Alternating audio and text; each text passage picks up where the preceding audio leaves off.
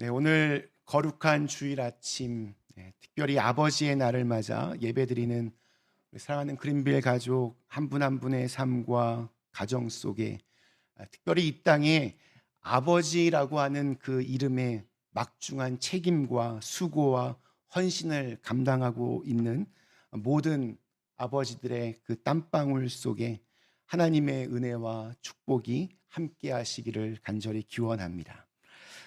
사람들은 하나님에 대해서 잘 모릅니다. 하나님이 계시다, 이것조차도 모르는 사람들이 굉장히 많이 있고, 심지어 하나님을 믿는다라고 말하는 우리들조차 하나님에 대해서 잘 모를 때가 많이 있습니다. 그래서 신앙 생활이란 어떤 면에서 하나님을 알아가는 과정이라고 말할 수 있습니다. 우리 오늘 성가대의 찬양처럼 하나님 아버지의 마음을 알아가는 것이 성숙한 신앙에 이르는 길입니다. 여러분은 하나님을 얼마나 잘 알고 계십니까? 여러분들에게는 하나님이 어떤 분이십니까? 어떤 분들은 하나님을 알아가는 것이 얼마나 중요한지를 모르고 하나님을 알아가는 것은 제쳐놓고 그저 하나님을 위해서 뭔가 일만 하려고 하는 분들도 있습니다. 일보다 내 노력보다 더 중요한 것은 하나님을 알아가는 것입니다. 어느 목사님이 교회에 새롭게 등록한 한 집사님 가정을 방문해서 그분에게 갑자기 느닷없이 이렇게 질문을 했습니다. 당신은, 집사님은 하나님을 사랑하십니까? 근데 이 질문에 그 집사님이 당황하시더니 한참을 망설이시다가 이렇게 대답을 했다고 합니다. 아이고 목사님, 망측스럽게 하나님을 사랑하다니요. 어떻게 우리 같은 정말 하찮은 인간이 하나님을 사랑한다고 말할 수 있겠습니까? 우리는 하나님께 예배하고 그분을 섬기고 그분을 위해 열심히 봉사하는 것이지요. 그분의 대답에 목사님도 또 당황했습니다. 아니 그럼 집사님은 하나님을 사랑하시지 않습니까? 그러자 이분이 이런 말을 했습니다. 목사님 걱정하지 마세요. 저 믿음 아주 좋아요. 저는 신앙생활하면서 주일 예배는 절대로 빠지지 않으니까 염려하지 마세요. 제가 신앙생활 시작한 지 얼마 되지 않아서 한 번은 주일 예배를 빠지고 등산을 갔는데 그만 내려오는 길에 넘어져서 다리가 부러지고 말았습니다. 그때 제 머릿속에 딱 떠오른 생각이 주일 예배 빠졌더니 하나님이 이렇게 벌을 주시는구나. 그때부터 저는 지금까지 주일 예배를 한 번도 빠진 적이 없습니다. 주일 예배 한 번을 빠졌더니 다리가 부러졌는데 또 빠지면 어디가 부러질지 모르겠습니다. 점점점 이렇게 말씀하셨습니다. 이분의 믿음, 이분이 하나님에 대해서 가지고 있는 생각이 올바르다라고 생각하십니까?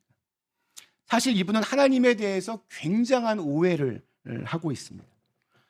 하나님 아버지께서 주일 예배 한 번 빠졌다고 다리를 부러뜨리는 그런 분이시겠습니까? 그렇지 않습니다. 그런데 이분은 하나님을 그렇게 벌 주시는 하나님으로만 생각하고 지금까지 이렇게 두려움에 사로잡혀서 신앙생활을 하고 있었던 것입니다. 성경이 우리에게 가르쳐 주시는 하나님은 그런 하나님이 아닙니다. 복음서를 통해서 예수님이 우리에게 처음으로 가르쳐 주신 하나님은 우리의 아버지이신 하나님입니다.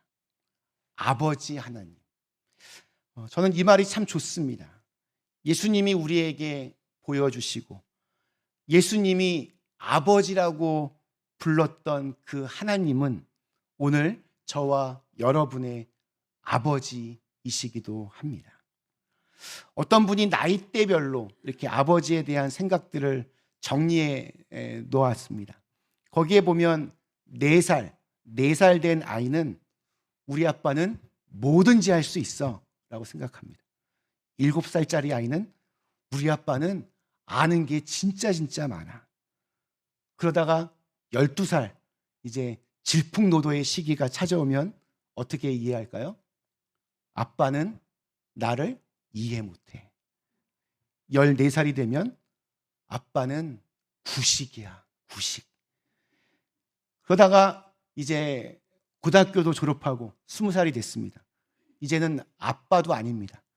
그 남자는 나랑 통하는 게 없어. 네.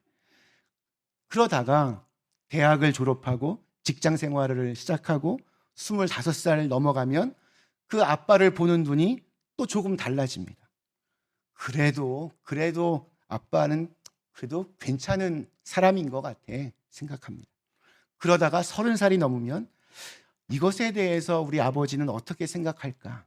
아버지의 의견을 좀 한번 들어봐야겠다. 아버지를 인정하기 시작합니다. 전문 용어로 철이 들어가는 거죠. 그러다가 50살이 되면 아버지라면 이 문제를 어떻게 해결했을까? 그리고 60이 넘으면 그 문제에 대해서 아버지에게 내가 뭐라도 말이라도 할 수 있었다라면 얼마나 좋았을까? 이런 생각들을 한다고 합니다. 그때쯤이면 이미 아버지는 세상을 떠나고 안 계시는 경우가 많기 때문입니다. 무슨 말입니까? 나이가 들고 철이 들어가면서 비로소 아버지의 소중함을 알게 된다는 것입니다. 신앙생활도 그런 것 같습니다. 신앙생활 처음 시작할 때에는 그저 하나님 아버지에게 도움만을 청합니다. 내 병을 고쳐주세요. 내 인생의 어려운 문제를 해결해 주세요.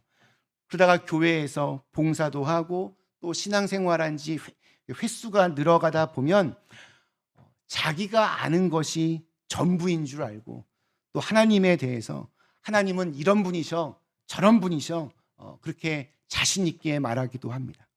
그러다가 그 단계를 또 넘어서게 되면 성숙한 믿음의 단계로 들어서게 되면 그때에는 단순히 하나님 아버지를 더 알아가고 싶고 그분의 말씀에 더 귀를 기울이고 싶고 그분을 따라 사는 삶이 얼마나 소중한 것인지를 배우게 됩니다. 오늘 읽은 말씀은 너무나도 유명한 탕자의 비유입니다.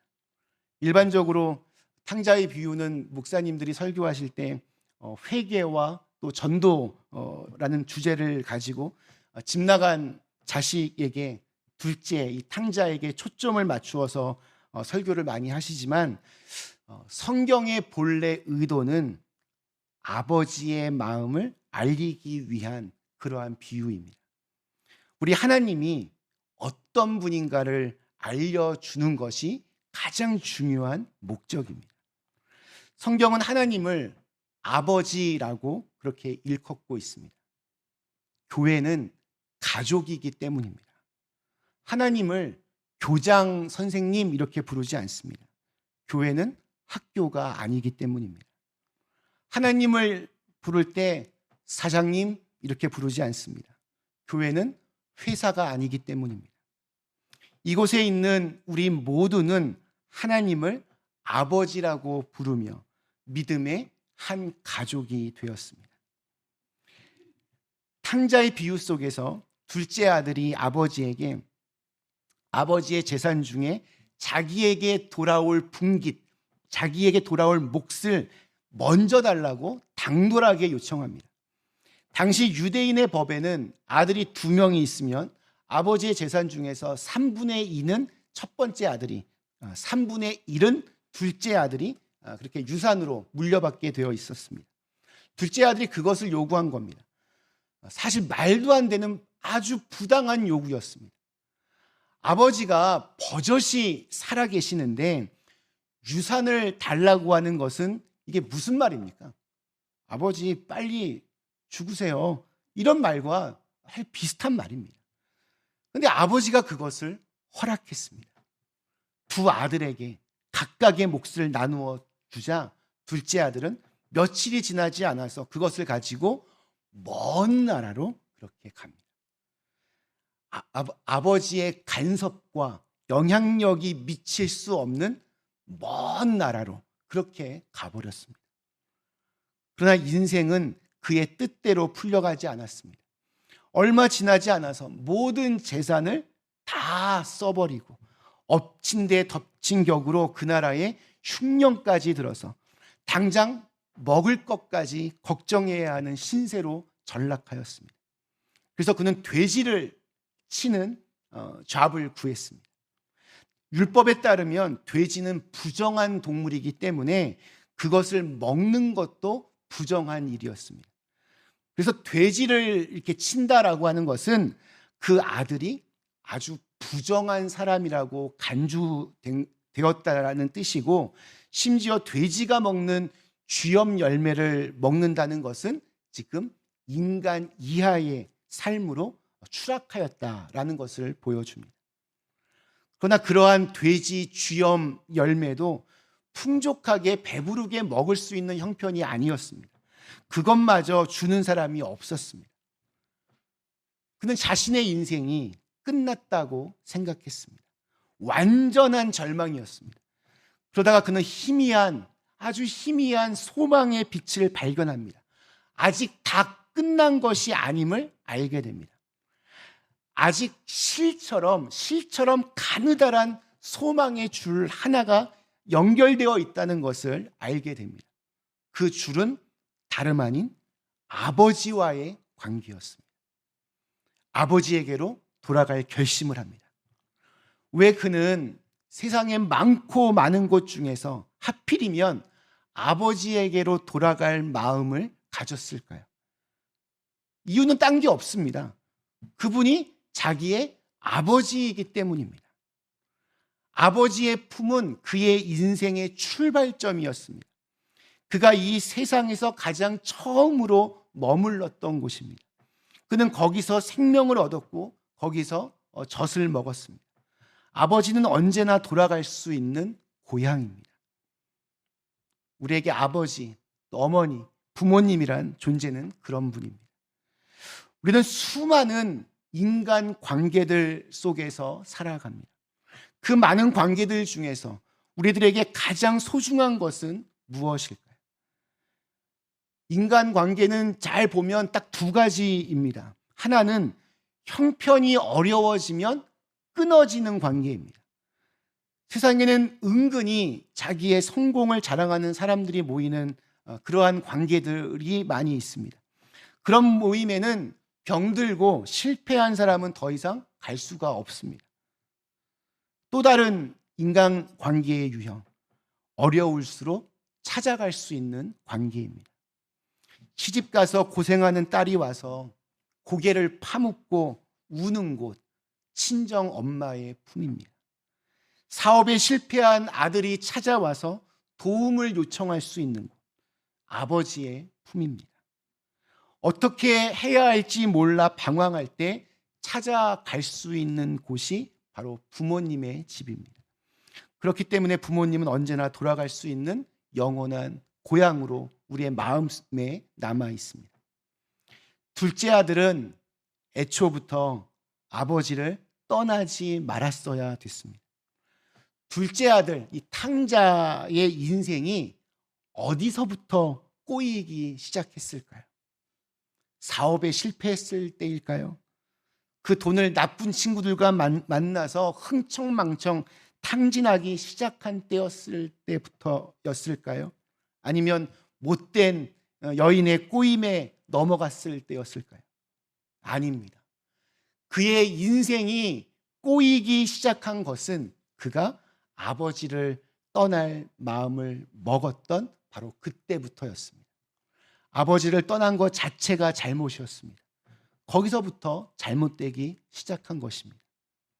아버지에게로 내가 돌아가면 너무 당황스러울 수 있으니 세 가지의 말은 꼭 기억하자. 되뇌이기 시작합니다. 첫 번째, 아버지, 내가 하늘과 아버지께 죄를 지었습니다. 두 번째, 이제 아들이라고도 저를 그렇게 여기지 말아주세요. 세 번째, 저를 품꾼으로 그렇게 써주세요. 이 세 가지의 말을 계속해서 되뇌이며 집으로 돌아갑니다. 그런데 놀라운 반전이 그를 기다리고 있었습니다. 우리 20절 말씀입니다. 이에 일어나서 아버지께로 돌아가니라. 아직도 거리가 먼데 아버지가 그를 보고 측은히 여겨 달려가 목을 안고 입을 맞추니. 아직도 거리가 먼데, 저 멀리 오는 사람이 누구인지 알아볼 수 없는 그러한 먼 거리였습니다. 그럼에도 불구하고 아버지는 단번에 그가 집을 나간 둘째 아들이었다는 것을 알아봤습니다. 그날 우연히 동네 어귀를 바라보다가 돌아오는 아들을 우연히 본 게 아니었습니다. 율법에 따르면 불효를 저지른 자식은 돌로 쳐 죽일 수도 있었습니다. 만약에 아버지가 아니라 동네 사람들이 둘째 아들을 먼저 본다면 큰 봉변을 당할 수도 있었기에 아버지는 마을 입구에서부터 계속해서 그를 기다린 것입니다. 영락없는 그 홈리스 몰골을 가지고 힘없이 터벅터벅 걸어오고 있는 그를 아버지가 멀리서부터 보고 달려왔습니다. 어느 목사님은 이 부분을 이렇게 표현을 합니다. 둘째 아들이 간신히 한 걸음 한 걸음 무거운 발걸음을 내디디고 있었을 때 아버지는 벌써 10걸음으로 달려왔습니다.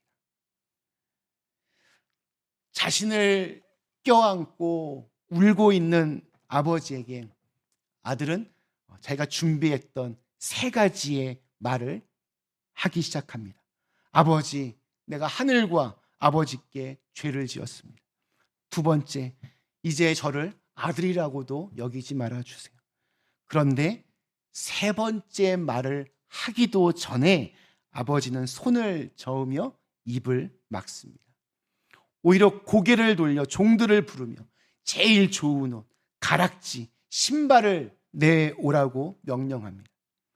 우리말로는 그냥 옷이지만 그 옷은 특별한 사람이 입는 권위와 지위를 상징하는 옷이었습니다.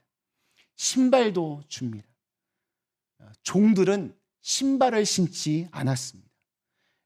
종이 되어도 할 말이 없다라고 생각했던 이 아들을 아버지가 옷도 입히고 가락지도 끼우고 신발도 신겨 주었습니다.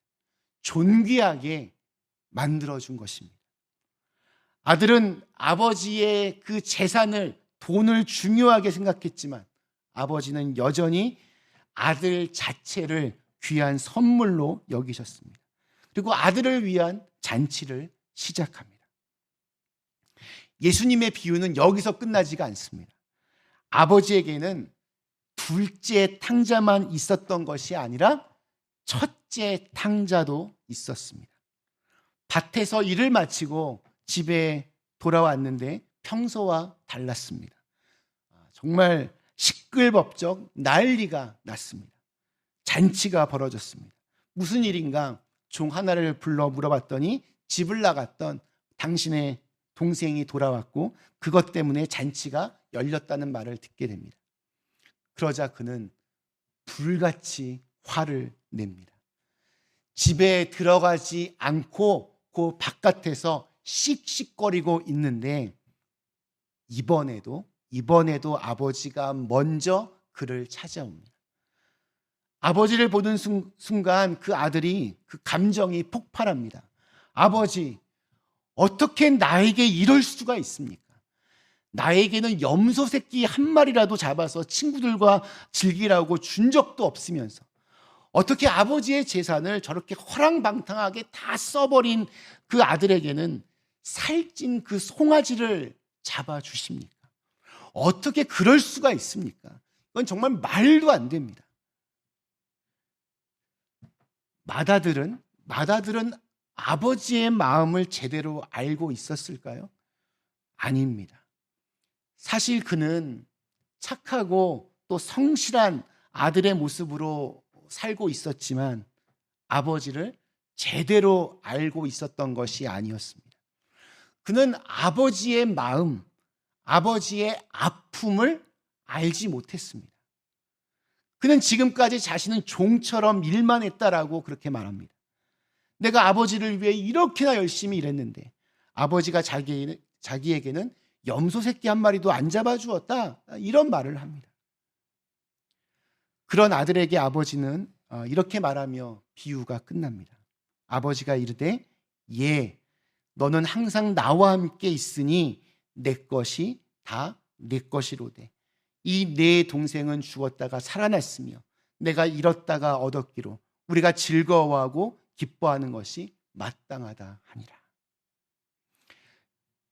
교회 안에도 보면 두 아들이 있습니다. 둘째 아들처럼 집을 나갔다가 깨닫고 돌아온 사람들이 있습니다. 또한 순종하기는 하는데 늘 얼굴에 화가 나 있고 남이 좀 잘 못하는 거 보면 막 짜증나고 무시하고 난 저 사람보다 훨씬 더 믿음도 좋고 착하고 성실한데 왜 인정받지 못할까? 이런 불만으로 가득한 맏아들의 모습도 있습니다. 성 어거스틴은 세상에는 두 부류의 죄인이 있다라고 말합니다. 자기를 죄인으로 생각하는 죄인과 자기를 의인으로 생각하는 죄인이 있다라고 그렇게 말을 합니다. 오늘 비유에서 둘째 아들은 자기를 죄인이라고 생각하는 죄인, 집에서 한 번도 아버지를 떠나지 않았던 그 사람은 자기를 의인이라고 생각하던 죄인이었습니다. 중요한 것은 두 아들 모두 아버지의 마음을, 그 아버지의 아픔을 이해하지 못했던 탕자였습니다. 그리고 이곳에 있는 우리 모두가 사실은 탕자일 것입니다. 말씀 마치겠습니다. 사랑하는 그린빌 가족 여러분, 하나님 아버지께서 지금 우리 교회를 바라보시며 어떤 생각을 하실까요? 저는 지금 우리 교회에서 가장 시급한 것이 바로 아버지의 마음을 헤아리려는, 아버지의 마음을 이해하려고 하는 노력이라고 생각합니다. 우리 교회는 지금 그 어느 때보다 중요한 기로에 서 있습니다. 저는 그렇게 생각합니다. 동성애 이슈나 이것은 핵심이 아닙니다. 그 문제 앞에 있는 우리들의, 그리고 서로에 대한 비난과 정죄, 원망과 섭섭함, 미움과 분노, 이런 것이 전 더 큰 문제라고 생각합니다. 그것이 하나님의 마음을 가장 아프게 하는 것이라고 생각합니다. 악에게 지지 말고 선으로 악을 이기라고 성경은 말씀하고 있습니다. 하나님 아버지의 마음, 선한 마음입니다. 품는 마음입니다. 기다리고 용서하는 마음입니다. 사랑하는 마음입니다. 아버지의 마음을, 그 생각을, 그 뜻을 헤아릴 수 있는 성숙한 자녀로 하나님 아버지의 기쁨이 될 수 있는 우리 그린빌 가족들 다 되시기를 주님의 이름으로 간절히 축원합니다. 우리 주신 말씀을 생각하며 잠시 함께 기도하시겠습니다.